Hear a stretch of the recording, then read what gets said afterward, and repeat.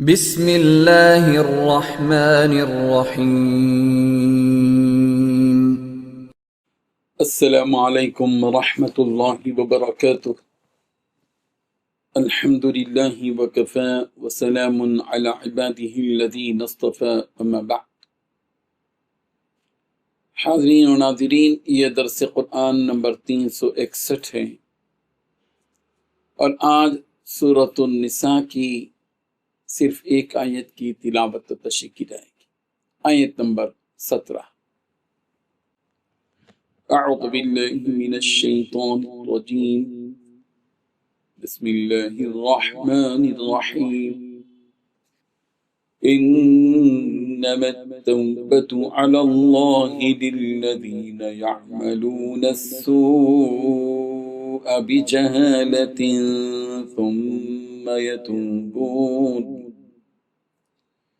ثم يتوبون من قريب فأولئك يتوب الله عليهم وكان الله عليما حكيما، صدق الله العظيم۔ لفظی ترجمہ یوں ہے، انما التوبۃ، یقیناً توبہ کا قبول کرنا، علی اللہ، اللہ کے ذمے، للذین، انہی لوگوں کے لیے جو یعملون السوء، جو برا کام کرتے ہیں، بجہالت، جہالت سے، ثم پھر یتوبون، وہ توبہ کر لیتے ہیں، من قریب، جلدی ہی، فَأُولَئِكَ، تو یہی لوگ ہیں، یتوب اللہ علیہم، کہ متوجہ ہوتا ہے اللہ ان پر، یعنی توبہ قبول کر لیتا ہے۔ وَكَانَ اللَّهُ عَلِيمًا حَكِيمًا، اور ہے اللہ بہت جاننے والا، خوب حکمت والا۔ ترجمہ یوں ہے، اللہ انہی لوگوں کی توبہ قبول فرماتا ہے جو نادانی سے بری حرکت کر بیٹھتے ہیں، پھر جلد ہی توبہ کر لیتے ہیں، بس ایسے لوگوں پر اللہ توجہ کرتا ہے اور وہ سب کچھ جاننے والا ہے، حکمت والا ہے۔ اس آیت میں 3 باتیں بتلائی گئی ہیں۔ پہلی بات، انہیں لوگوں کی توبہ اللہ قبول کرتا ہے جو نادانی سے بری حرکت کرتے ہیں، پھر جلد ہی توبہ کر لیتے ہیں۔ دوسری بات، ایسے لوگوں پر اللہ توجہ کرتا ہے۔ تیسری بات، اللہ تعالیٰ علم و حکمت کا مالک ہے۔ بزرگان محترم، اس آیت میں ایک اہم ترین بات یہ بتلائی گئی ہے کہ اللہ تعالیٰ نے توبہ قبول کرنے کی جو ذمہ داری لی ہے وہ ان لوگوں کے لیے جو نادانی سے کوئی برا کام کر ڈالتے ہیں، پھر جلدی ہی توبہ کر لیتے ہیں۔ اللہ تعالیٰ ایسے لوگوں کی توبہ قبول کر لیتا ہے۔ اللہ تعالیٰ ہر بات کو جاننے بھی والا ہے اور حکمت والے بھی ہیں۔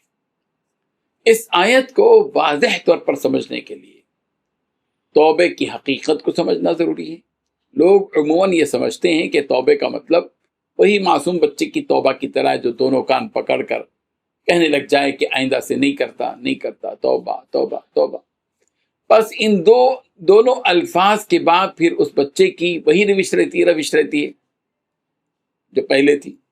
لوگ مسجدوں میں جاتے ہیں، نماز کے بعد آہستہ سے دونوں ہاتھوں سے اپنے چہروں پر تماچے بھی مار لیتے ہیں چھوٹے چھوٹے، اور پھر وہی کرتے ہیں جو انہیں کرنا ہوتا ہے۔ ایسی توبہ میں گناہ کو چھوڑنے کا کوئی جذبہ کار فرما نہیں ہوتا۔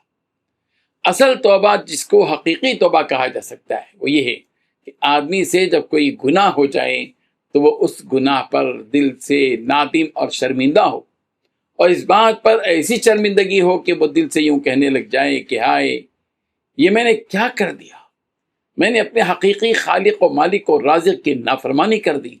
اس شرمندگی کے بعد اس گناہ کے دوبارہ نہ کرنے کا پختہ اور مضبوط ارادہ کر لے، اور آئندہ نہ کرنے کا عزم اور ارادہ کر لے۔ یہاں یہ نقطہ بھی ذہن میں رہے کہ اس آیت میں یہ جو کہا گیا کہ یعملون السوء بجہالہ، کہ نادانی کی وجہ سے کوئی برا کام کر بیٹھتے ہیں، اس سے بظاہر یہ محسوس ہوتا ہے کہ نادانی اور انجانے سے کیے گئے گناہ کی توبہ قبول ہوتی ہے اور جان بوجھ کر کیے گئے گناہ کی توبہ قبول نہیں ہوگی۔ حقیقت کیا ہے اس کی حقیقت یہ ہے کہ صحابہ کرام رضی اللہ عنہم نے اس آیت کی جو تفسیر بیان کی وہ یہ ہے کہ جہالت سے اس جگہ یہ مراد ہے کہ اس کو گناہ کے برے انجام اور آخرت کے عذاب سے غفلت اس گناہ کی کا سبب بن گئی۔ اگر گناہ کو گناہ جانتا ہوتا، اگر اس کا قصد اور ارادہ بھی کیا ہو، ایسی صورت میں یہ معنی ہوا کہ حماقت اور بے وقوفی سے یہ گناہ کیا ہے۔ کسی بھی کام کے انجام سے غافل ہو کر کام کرنے کو جہالت کہا جاتا ہے۔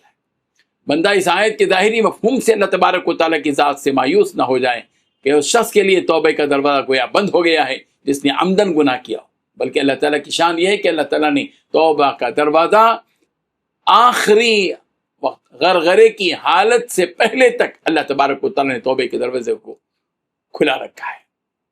اللہ تبارک و تعالیٰ نے حقیقتوں کو سمجھنے کی توفیق عطا فرمائے، آمین۔ وآخر دعوانا ان الحمد للہ رب العالمین۔ ڈیلی درس قرآن کو سبسکرائب کیجئے، اپنے تاثرات اور مشورے ارسال کیجئے اور متعلقین کے گروپ بنا کر انہیں روزانہ درس قرآن بھیجیں اور اجر ثواب پائیں۔